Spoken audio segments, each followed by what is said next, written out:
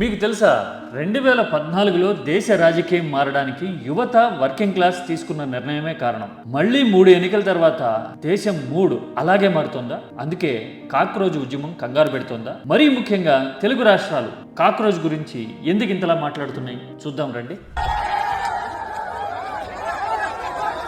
చూశారుగా, cockroach party పెట్టిన అభిజిత్ మీద రాజస్థాన్ లో జరిగిన దాడిది. దేశం ఉలిక్కిపడి అటు చూస్తా ఉన్నారు. ఆలోచన గల వాళ్ళు, కాస్త డెప్త్ కు పోయి రాజకీయాన్ని స్టడీ చేయగలిగిన వాళ్ళు అయితే ఒక్కటే అంటూ ఉన్నారు కదా, అవునా కాక్రోజ్ పార్టీ ఇంతలా భయపెడుతోందా, దాడులకి పురుగొల్పేంత ప్రభావం ఉందా కాక్రోజ్ పార్టీకి అని మాట్లాడుతున్నారు కదా. అంటే జాతీయ స్థాయిలో కాక్రోజ్ మీద ఉలికిపాటు ఆల్రెడీ మొదలైంది అనుకోవాలా? జాతీయ స్థాయి సినారియో చూద్దాం. అంతకంటే ఇంట్రెస్టింగ్ తెలుగు రాష్ట్రాల్లో ఏం జరుగుతోంది అని. ఓ పక్కన తెలంగాణలో హైదరాబాద్ లాంటి చోట్ల కాక్రోజ్లు సమావేశం పెడితే ఆలోచన పరులుగా పేరున్న వాళ్ళందరూ వెళ్లి మేధోపరమైన సాయం ఆల్రెడీ చేయడం మొదలు పెట్టారు.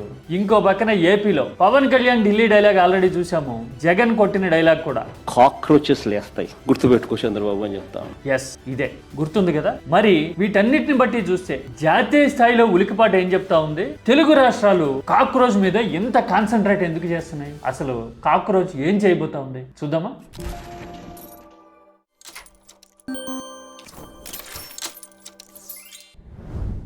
కాక్రోచ్ అనే పార్టీ పెట్టినప్పుడు నేను ఒక మాట చెప్పా గతంలో, అసలు ఈ భూమి మీద మోస్ట్ అడాప్టబిలిటీ ఉన్న క్రీచర్ కాక్రోచే. ఫిలాసఫీలో లివ్ లైక్ ఏ కాక్రోచ్ అని మాట ఉంటుంది అని కోట్ చేశాం, మీకు గుర్తుందా? కాక్రోచ్ ఎలాంటి సవాళ్ళనైనా తట్టుకుంటుంది, ఛాలెంజెస్ ని అడాప్ట్ చేసుకుంటూ ఏ వాతావరణంలో అయినా సర్వైవ్ అయిపోతుంది. ఈ భూమి మీద ఆ ఫీచర్ అండ్ నేచర్ ఉన్న జీవి కాక్రోచ్, బొద్దింక. మరి ఇలాంటి దాడిని కూడా కాక్రోచ్ గనక అలాగే అడాప్ట్ చేసుకుంది అనుకోండి, కొడతారా? కొడితే గనక మేము విధానపరంగా సమాధానం చెప్తాము, మా ఇంపాక్ట్ ఎంతో చూపిస్తాము అని కన్స్ట్రక్టివ్ గా తీసుకుందనుకోండి, కాక్రోచ్ నెత్తిన పాలు పోసినట్టు. ఒక రకంగా మన భాషలో చెప్పాలంటే కాక్రోచ్కి ఏమవుతుందో తెలియదు కానీ పాలు పోస్తే అంటే మేలు చేసినట్టు, వాళ్ళ సంకల్పాన్ని, ఆలోచనని, మెంటల్ స్ట్రెంగ్త్ ని బలపరిచినట్టు కదా. దాడి చేస్తే ఇన్సల్ట్ అనుకునో ఇంకోటో వెనక్కి తగ్గే వాళ్ళు అయితే అసలు ఎక్కడో బోస్టన్ లో ఉద్యోగాన్ని వదిలేసి అభిజిత్ ఇంతవరకు రాడేమో కదా. ఇన్ని లక్షలు కాదు కోట్ల మంది ఇనీషియల్ గానే అటువైపు చూస్తా ఉన్నప్పుడు ఇలాంటి దాడులన్నీ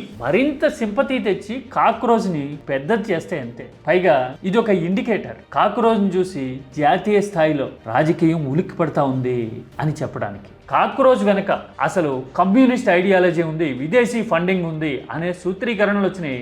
ఆర్ఎస్ఎస్ లాంటి సంస్థలు కూడా లెఫ్ట్ లీనింగ్ అప్రోచ్ అనేది దేశానికి డేంజర్ అని కోట్ చేయడాన్ని ఆల్రెడీ చూసాం. రీసెంట్ గా పవన్ కళ్యాణ్ మాట్లాడింది అయితే మన వాళ్ళకి ఇంకా బాగా అర్థమవుతుంది. ఆయన ఏమన్నారు? కాక్రోచెస్ అనే ఇది కూడా అంటే చాలా చిన్నగా కనిపించే క్రిమి కీటకాలు కూడా ఒక బలవంతమైన సర్పాన్ని చంపేస్తాయి అన్నట్టుగా డివిజివ్నెస్ యాటిట్యూడ్ తో మాట్లాడి దేశం తాలూకు సమగ్రతని బలి చేసేయడానికి ఎప్పుడు శక్తులు సిద్ధంగా ఉంటాయి. చిన్న చిన్న జీవులు ఇవి చాలా ఇబ్బందికరం జాతీయ సమగ్రతకు అంటున్నారు కదా. నాకైతే చాలా ఆశ్చర్యంగా అనిపించింది. అంటే ఇప్పుడు కాక్రోచ్ లాంటి మొమెంటం వస్తే గనక అది జాతీయ సమగ్రతకి ముప్పు అంటున్నాము. మరి 2012 టైంలో దేశ రాజకీయాల్లో అవినీతి పెరిగిపోయింది అంటూ అన్నా హజారే మొమెంటం వచ్చినప్పుడు మరి ఇలాంటివి ఎందుకు రాలా? ఇప్పుడు కూడా విద్యా వ్యవస్థ దెబ్బతింటా ఉంది, నీట్ పేపర్ లీకేజ్ యువత భవిష్యత్తుని బండలు చేస్తా ఉంది, ప్రాణాలు పోవడానికి కారణమవుతుంది అని కదా వస్తున్నది కాక్రోచ్. విధానపరంగానే మాట్లాడుతున్నారు కదా వీళ్ళు కూడా. పైగా అప్పుడు అన్నా హజారే మూమెంట్ ని 2 చేతులతో చాలా మంది స్వాగతించారు. తీరా చూడబోతే హజారే ఏ విషయాలైతే ప్రస్తావించారో, ఆదర్శ్ స్కామ్ గానీ 2G స్కామ్ గానీ, 2G స్కామ్ 2017లోనే ఆధారాలు ప్రూవ్ చేయలేకపోయారని కొట్టేసింది కోర్టు. ఆదర్శలో చక్రం తిప్పిన వాళ్ళు ఇప్పుడు ఏ పార్టీలో ఉన్నారు? మహారాష్ట్ర రాజకీయాల మీద అవగాహన ఉన్నవాళ్ళు చెక్ చేసుకోండి. వడ్ల గింజలో బియ్యపు గింజ అయిపోయింది అన్నా హజారే మూమెంట్. మరి అప్పుడేమో జాతీయ సమగ్రతకి భంగం అనిపించలా, ఇప్పుడు మాత్రం జాతీయ సమగ్రతకి భంగం అని మాట్లాడుతున్నామంటే ఉలికిపాటికి ఆ పేరు పెట్టామా అని అనిపిస్తుంది న్యూట్రల్ గా ఉండే వాళ్ళకి, నాలాంటి వాళ్ళకి. అంతే కదా, అటో ఇటో మొగ్గాల్సిన అవసరమే ఉంది. ఇలా ఉలికిపాటితో రెస్పాండ్ అవుతా ఉంటే అచ్చా కాక్రోచ్ పెద్దదైతే గనక, ఎఫెక్ట్ ఉంటే గనక, ఇంపాక్ట్ చూపిస్తా ఉంటే గనక, జనాన్ని కదిలిస్తే గనక వీళ్ళకి ఇబ్బంది అనమాట అని ఆలోచిస్తారు కదా. పైగా కాక్రోచ్ ఎంత పనిచేసింది, ఆఖరికి రాహుల్ గాంధీ లాంటి వాడితో కూడా పనిచేయిస్తా ఉంది ఇప్పుడు. అదేంటి అలా అన్నారంటారా? అంతే కదా, నీట్ లాంటి ఇష్యూ జరిగినప్పుడు గగ్గోలు పెడతా ఉన్నప్పుడు ఆయన లైబ్రరీలోనూ లివింగ్ రూమ్ లోనూ పిల్లలతో మీటింగ్లు పెట్టారు కానీ దేశ స్థాయిలో ఒక మొమెంటం తీసుకురాగలిగారండి? ఇన్ని వారాలు అయింది కదా. ఒకవేళ కాంగ్రెస్ పార్టీ, రాహుల్ గాంధీ అంత ఇంపాక్టే చూపించగలిగితే కాక్రోచ్కి ఇంత ఊపు వచ్చి ఉండేదా? ఢిల్లీలో జంతర్ మంతర్ దగ్గర కాక్రోచ్ చూపించినంత ఇంపాక్ట్ కాంగ్రెస్ చూపించలేకపోయింది కదా. ఇప్పుడు కాక్రోచ్ దేశవ్యాప్తంగా తిరగడం మొదలుపెట్టిన తర్వాత, మాట్లాడడం మొదలుపెట్టిన తర్వాత చూడండి, రాహుల్ గాంధీ ఈ పోస్టర్ రిలీజ్ చేశారు కోటాలో. అదే రాజస్థాన్ లో ఆయన మీటింగ్ పెట్టుకున్నారు. కోటా అంటే ఎడ్యుకేషనల్ హబ్ కదా, మన వాళ్ళు కూడా చాలా మంది చదువుతుంటారు అక్కడ.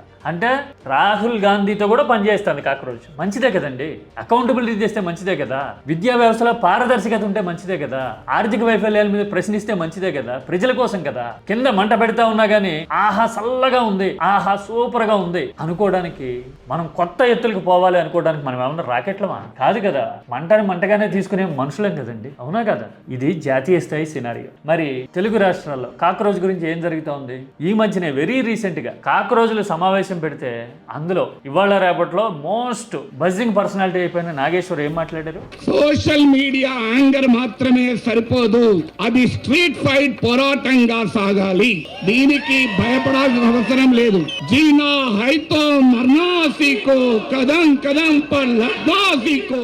They are not afraid if you call them urban Naxalite. They are not afraid you call them Pakistanis.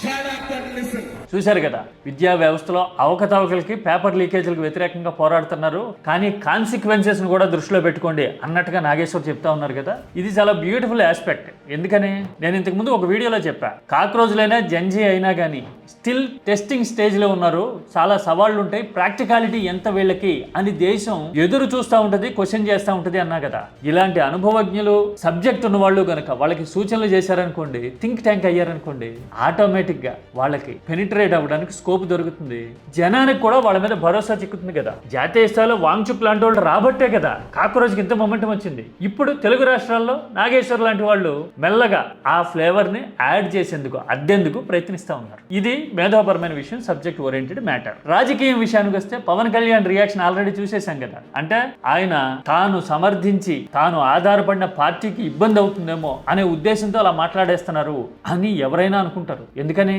Pawan Kalyan దేశం గురించి ఆలోచిస్తున్నాను, సమగ్రత అని చెప్పారు. కానీ మరి యువత ఇంత వర్రీ అవుతా ఉంటే పేపర్ లీకేజీల గురించి కానీ, నీటి కష్టాల గురించి కానీ ఒక్క మాట అయినా అన్నారా? ఆర్థిక పరమైన ఛాలెంజెస్ లాంటి కఠినమైన సబ్జెక్టులు అంటే పోనీ డేటా ఉండాలి, స్టడీ చేయాలి, అండర్స్టాండింగ్ ఉండాలి అని ఆయన మాట్లాడరు అలాంటివన్నీ అని అనుకుందాం పోనీ కాసేపు. కానీ ఎమోషనల్ సబ్జెక్టుగా యువత కష్టాలు, పేపర్ లీకేజీలు, ఆ విషయం మీద కూడా మాట్లాడలేదంటే ఆయన one side of the coin మాత్రమే మాట్లాడుతున్నారు, అంతే కదా. ఆ తర్వాత మరో ఇంట్రెస్టింగ్ ఎలిమెంట్ జగన్ రియాక్షన్. కాక్రోచ్లు పుడతాయి, కాక్రోచెస్ లేస్తాయి, గుర్తుపెట్టుకో చంద్రబాబు అని చెప్తాం. ఆంధ్ర రాష్ట్రంలో మేము కూడా కాక్రోచ్ అనుకో.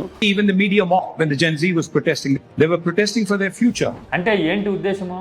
ప్రభుత్వాన్ని నిలదీసేది మేమే అని ఆయన అలా చెప్పారా?